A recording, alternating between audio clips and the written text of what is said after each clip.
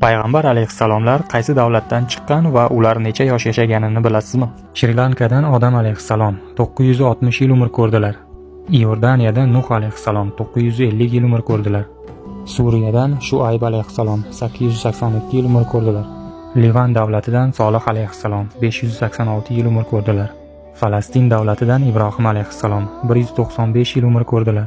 Saudiya Arabistoni Ismoil alayhissalom 137 yil umr ko'rdilar. Falastin davlati Yaqub alayhissalom 129 yil umr ko'rdilar. Falastindan Ishoq alayhissalom 120 yil umr ko'rdilar. Falastindan Yusuf alayhissalom 110 yil umr ko'rdilar. Iroq davlatidan Lut alayhissalom.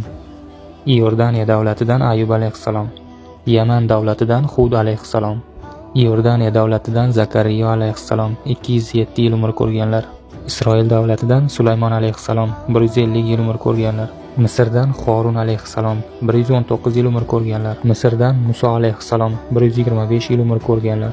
Falastin davlatidan Iso alayhissalom. Saudiya Arabistonidan Muhammad Mustafa sallallohu alayhi va sallam 63 yil umr ko'rdilar.